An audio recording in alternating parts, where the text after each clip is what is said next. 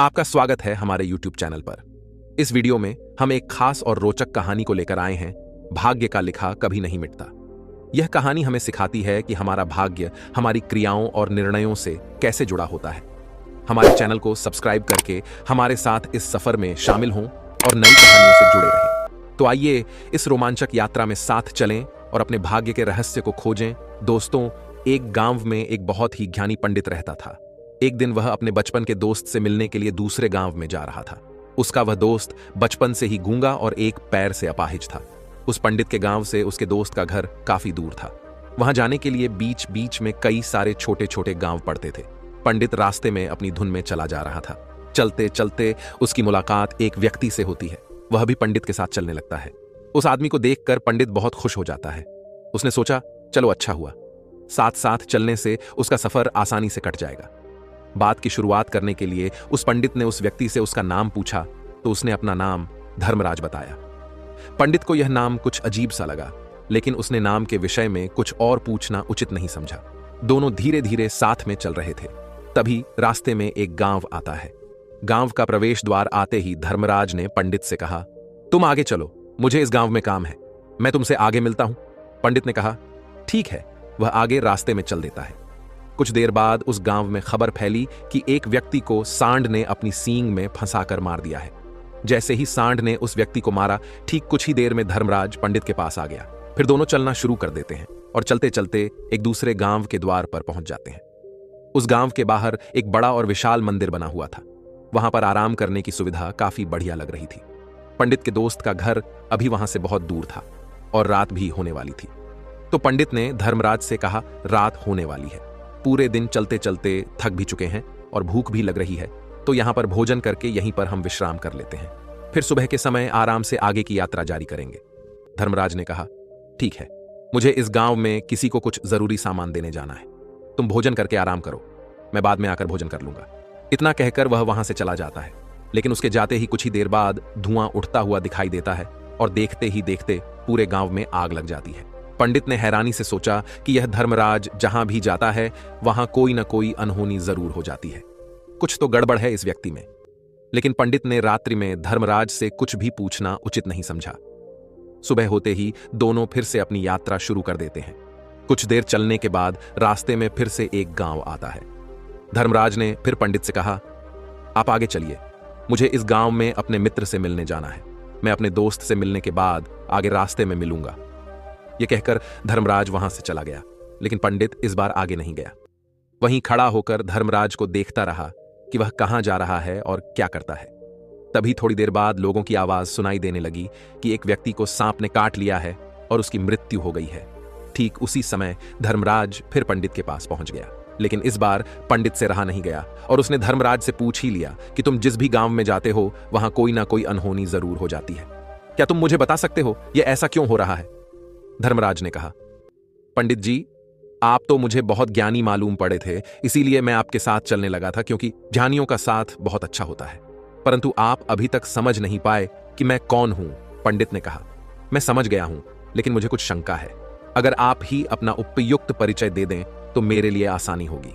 तब धर्मराज ने जवाब दिया कि मैं यमदूत हूं और यमराज की आज्ञा से उन लोगों के प्राण हरण करता हूं जिनकी उम्र पूरी हो चुकी है।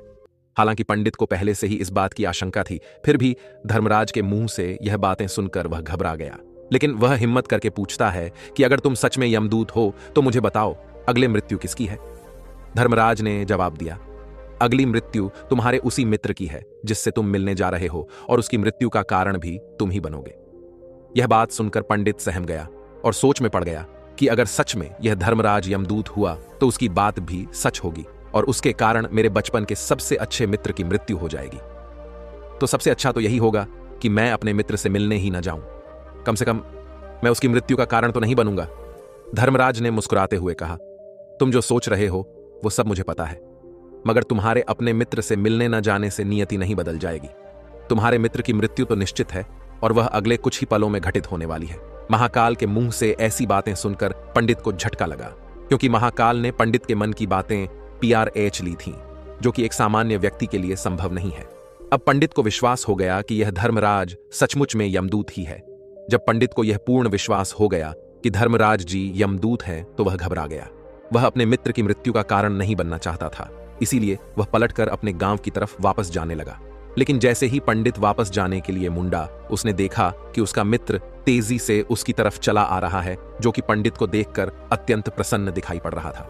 अपने मित्र के आने की गति को देखकर पंडित को ऐसा लगा कि जैसे उसका मित्र काफी देर से उसका ही पीछा कर रहा है। लेकिन वह बचपन से ही गूंगा था और एक पैर से लंगड़ा भी था, इसीलिए ना तो वह पंडित को आवाज देकर रोक पाया था और ना ही उस तक पहुंच पा रहा था।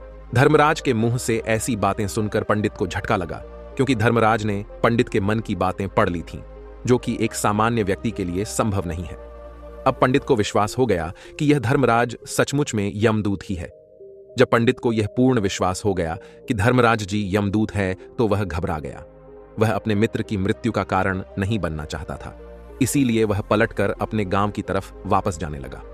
लेकिन जैसे ही पंडित वापस जाने के लिए मुड़ा, उसने देखा कि उसका मित्र तेजी से उसकी तरफ चला आ रहा है, जो कि पंडित को देखकर अत्यंत प्रसन्न दिखाई पड़ रहा था।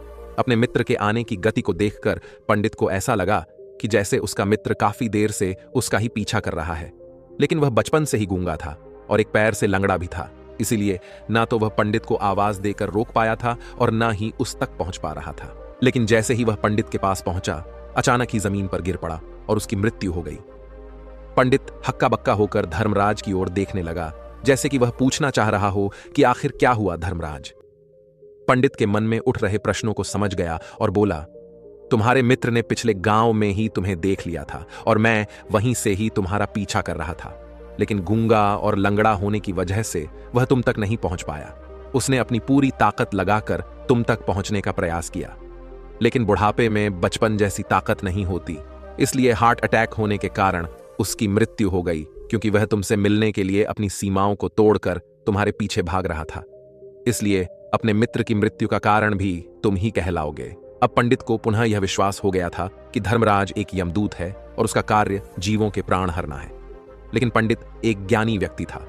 वह यह भी जानता था कि मृत्यु पर किसी का वश नहीं है, सबको एक ना एक दिन मरना ही है। यही सोचकर उसने अपने आप को संभाल लिया। लेकिन अचानक ही पंडित के मन में अपनी मृत्यु के बारे में जानने की इच्छा हुई, इसलिए उसने धर्मराज से पूछा कि जब मृत्यु मेरे दोस्त की होनी थी, तो तुम शुरू से ही मेरे साथ क्यों चल रहे थे? यह प्रश्न सुनकर धर्मराज जोर से हंसा और बोला, मैं तो हर पल हर क्षण सभी के साथ चलता हूं, किंतु लोग पहचान नहीं पाते, क्योंकि लोगों के पास अपनी समस्याओं के अलावा किसी और व्यक्ति, वस्तु या घटना के बारे में सोचने समझने या उसे देखने का समय ही नहीं होता। पंडित ने कहा, तो क्या तुम यह बता सकते हो कि मेरी मृत्यु कब, कहां और कैसे होगी? महाकाल ने कहा, हालांकि किसी भी सामान्य जीव के लिए अपनी मृत्यु के बारे में जानना ठीक नहीं है, क्योंकि कोई भी जीव हो वह अपनी मृत्यु के बारे में जानकर बहुत दुखी हो जाता है। हालांकि तुम ज्ञानी व्यक्ति मालूम पड़ते हो और तुमने जिस तरीके से अपने मित्र की मृत्यु को सहन कर लिया है, उसे देखकर लगता है कि तुम अपनी मृत्यु के बारे में जानकर भी दुखी नहीं होंगे। तो तुम्हारी मृत्यु आज से ठीक 6 महीने बाद आज ही के दिन किसी दूसरे राज्य में फांसी लगने से होगी। और सबसे हैरानी की बात तो यह होगी कि तुम स्वयं ही खुशी से उस फांसी को स्वीकार कर लोगे। इतना कहकर धर्मराज वहां से चला गया, क्योंकि अब धर्मराज के पास पंडित के साथ चलते रहने का कोई कारण न था। इसके बाद पंडित ने अपने मित्र के शरीर का अंतिम संस्कार किया और यथाशक्ति उसके क्रियाकर्म करके अपने गांव वापस आ गया। लेकिन कोई व्यक्ति कितना भी ज्ञानी क्यों ना हो, अपनी मृत्यु के बारे में जानकर दुखी तो होता ही है और मृत्यु से बचने का कोई न कोई उपाय भी खोजता है। तो पंडित ने भी वही किया, क्योंकि पंडित विद्वान था, इसलिए उसकी पहचान उस राज्य के राजा तक थी। पंडित ने सोचा कि राजा के पास तो कई सारे ज्ञानी मंत्री हैं, वह मेरी मृत्यु से संबंधित समस्या का कोई न कोई समाधान निकाल ही लेंगे। पंडित यही सब सोचता हुआ राज दरबार में पहुंच जाता है और राजा से सारी घटना के बारे में बताता है। राजा ने अपने मंत्रियों को सारी समस्या बताई और उनसे सलाह मांगी। अंत में सभी ने विचार विमर्श करके कहा, अगर पंडित की बात सही है तो उसकी मृत्यु भी 6 महीने बाद ही होगी। लेकिन मृत्यु तो तब होगी जब वह किसी दूसरे राज्य में जाएगा। यदि वह किसी दूसरे राज्य में जाए ही ना तो मृत्यु ही नहीं होगी। मंत्रियों की यह सलाह राजा को भी सही लगी। इसके बाद पंडित के रहने की सारी व्यवस्था महल में ही कर दी गई और राजा के आदेश के बिना उस पंडित से किसी को भी नहीं मिलने दिया जाता था। लेकिन पंडित कहीं भी आ जा सकता था, ताकि पंडित को यह न लगे कि वह राजा की कैद में है। परंतु पंडित डर के मारे स्वयं ही कहीं आता जाता नहीं था। धीरे धीरे महीने गुजरे गए और पंडित की मृत्यु का समय नजदीक आने लगा और अंततः वह भी दिन आ गया। जिस दिन पंडित की मृत्यु होनी थी जिस दिन पंडित की मृत्यु होनी थी उसकी एक रात पहले पंडित डर के मारे जल्दी ही सो गया, ताकि जल्दी से वह रात बीत जाए और अगला दिन आ जाए, ताकि मृत्यु टल सके। लेकिन पंडित को नींद में चलने की बीमारी थी और अपनी इस बीमारी के बारे में वह स्वयं ही नहीं जानता था। तो फिर राजा, मंत्री या किसी वैद्य को इसके बारे में बताने का कोई प्रश्न ही नहीं उठता। पंडित अपनी मृत्यु को लेकर बहुत चिंतित था। वह पिछले कई दिनों से ठीक से सो भी नहीं पा रहा था, और नींद में चलने की बीमारी भी तभी होती है जब व्यक्ति ठीक से सो नहीं पा रहा हो। तो उस रात भी पंडित को नींद में चलने का दौरा पड़ा। वह उठा और महल से निकलकर अस्तबल में गया। क्योंकि पंडित राजा का खास मेहमान था, इसलिए किसी भी पहरेदार ने उसे नहीं रोका और न ही किसी तरह की कोई पूछताछ की। अस्तबल में पहुंचकर वह सबसे तेज चलने वाले घोड़े की पीठ पर सवार होकर नींद में ही अपने राज्य की सीमा से बाहर दूसरे पड़ोसी राज्य में चला गया। इतना ही नहीं, वह दूसरे राज्य के राजा के महल में पहुंच गया।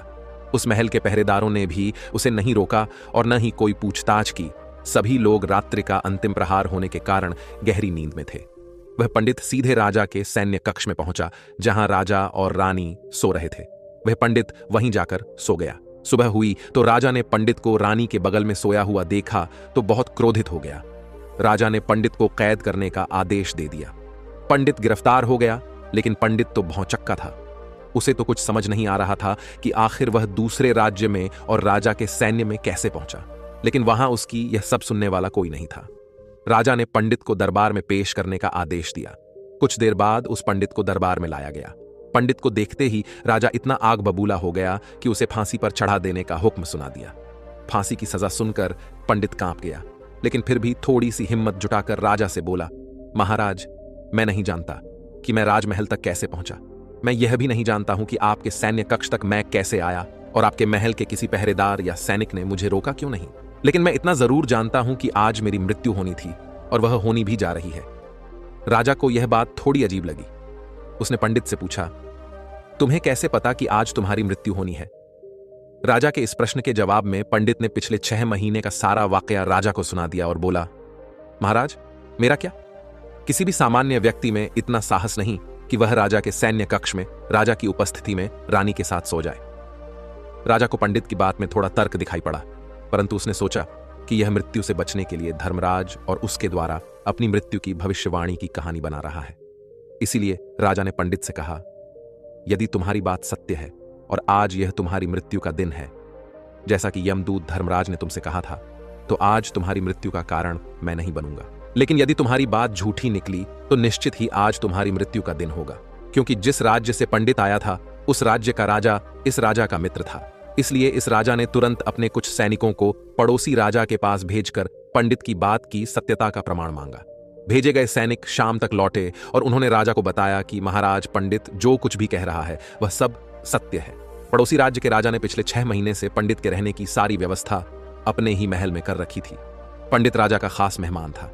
कल शाम राजा आखिरी बार पंडित से उसके कक्ष में मिले थे और उसके बाद यह इस राज्य में कैसे पहुंच गया इसकी जानकारी किसी को भी नहीं है। इसलिए उस राज्य के राजा के अनुसार पंडित को फांसी की सजा देना ठीक नहीं है। लेकिन राजा के सामने एक नई समस्या थी, क्योंकि उसने बिना पूरी बात जाने ही पंडित को फांसी की सजा सुना दी थी। इसलिए अगर पंडित को फांसी नहीं दी जाती तो राजा के वचन का अपमान हो जाएगा। लेकिन अगर राजा की बात का मान रखा जाए तो बेवजह ही एक निर्दोष व्यक्ति की मौत हो जाएगी। राजा ने अपने सभी मंत्रियों से इस बारे में सुझाव मांगा तो मंत्रियों ने राजा को सुझाव दिया कि महाराज, पंडित को एक कच्चे सूत के धागे से फांसी लगवा दी जाए। इससे आपके कथन का भी मान रह जाएगा और कच्चे सूत के धागे से पंडित को फांसी भी नहीं लगेगी और उसके प्राण भी बच जाएंगे। राजा को मंत्रियों का यह सुझाव पसंद आया और उसने ऐसा ही करने का आदेश दे दिया। पंडित के लिए कच्चे सूत के धागे से फांसी का फंदा बनाया गया और नियम के अनुसार पंडित को फांसी पर चढ़ाया जाने लगा। सभी लोग बहुत खुश थे कि न तो पंडित मरेगा और न ही राजा का वचन खाली जाएगा। पंडित को भी पूर्ण विश्वास था यह सूत के धागे से तो उसकी मृत्यु हो ही नहीं सकती, इसलिए उसी पर चढ़ने के लिए तैयार हो गया। जैसा कि धर्मराज ने भविष्यवाणी की थी कि तुम खुद ही अपनी फांसी को स्वीकार करोगे। लेकिन जैसे ही पंडित को फांसी दी गई, सूत का धागा तो टूट गया, लेकिन टूटने से पहले उसने अपना काम कर दिया था। पंडित के गले की एक नस सूत के धागे के झटके से कट चुकी थी और पंडित जमीन पर पड़ा तड़प रहा था। उसी पल उसके गले से खून की फुहार निकल रही थी और देखते ही देखते पंडित का शरीर पूरी तरह से शांत हो गया। सभी लोग आश्चर्यचकित थे और पंडित को मरता हुआ देख रहे थे। किसी को विश्वास नहीं हो रहा था कि कच्चे सूत के धागे से भी किसी इंसान की मृत्यु हो सकती है, लेकिन घटना तो घट चुकी थी। नियति ने अपना काम कर दिया था और धर्मराज की भविष्यवाणी सच हो चुकी थी।